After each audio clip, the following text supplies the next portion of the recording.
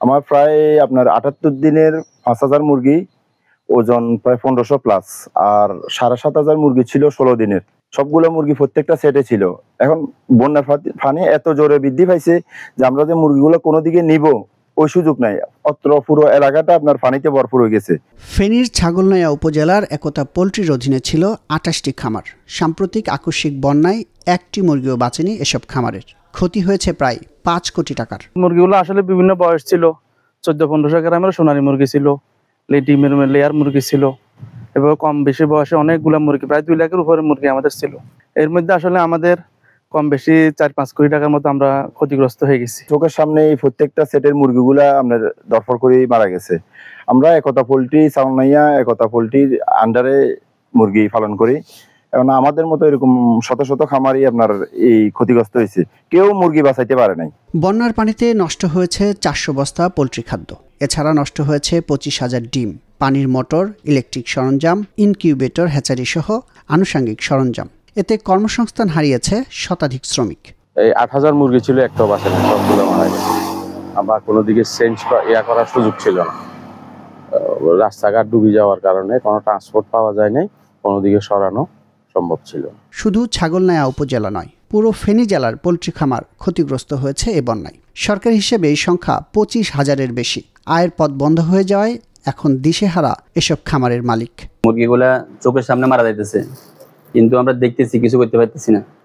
শেষ পর্যন্ত আল্লাহর উপরে সুপর্দ করি, খামার থেকে বাইরে গেছি। কি করব, যেটা আমরা কোনো চিন্তাই করি না যে এই পরিমাণ পানি হবে খামারের মধ্যে। আর একটা খামার ছিল উঁচা খামার কইয়ারের মধ্যে, ওইখানে আমার ৮,০০০ লেয়ার মুরগি, ডিমের মুরগি ছিল, এবং কি ৯,০০০ থেকে ১০,০০০ পর্যন্ত ১৪-১৫০০ গ্রাম সোনালী মুরগি ছিল, ১৩,০০০ বাচ্চা ছিল। আমি মনে করছিলাম যে এই মুরগিগুলো আছে, হয়তো এখানে পানি ওঠে নাই। ৩ দিন পরে নেটওয়ার্ক ছিল না, স্টাফদের সাথে যোগাযোগ করতে পারি নাই। ৩ দিন পরে যাওয়ার পর দেখতেছি ওইখানে বুক সমান পানি। প্রায় ২০ লাখের মতো হাঁস মুরগি মারা গেছে এবারের বন্যায়। সব মিলিয়ে মৃত পশু পাখির মোট ক্ষয়ক্ষতি হয়েছে প্রায় ৩০৩ কোটি টাকা। এছাড়া প্রায় ৪,০০০ টন পশু পাখির খাবার নষ্ট হয়েছে, যার বাজার মূল্য ২৩ কোটি টাকার উপরে। আমার প্রায় ৬৫ লাখ টাকা মুরগিতে লস, তারপর মাছে ১০ লাখ টাকার মতো লস।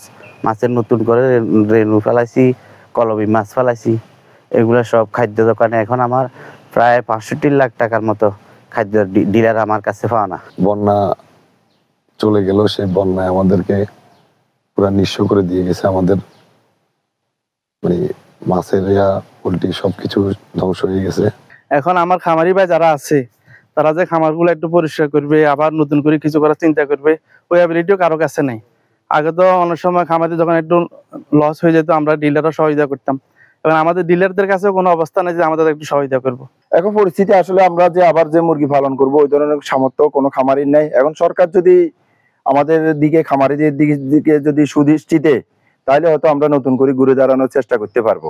এর বাইরে আর কিছু আমাদের করার নাই। খাত সংশ্লিষ্টরা বলছেন, বন্যা পরবর্তী সময়ে তাদেরকে বিশেষ প্রণোদনা না দিলে এই খাতটি যেমন ক্ষতিগ্রস্ত হবে, তেমনি মানবিত জীবনযাপন করতে হবে হাজার হাজার শ্রমিককে।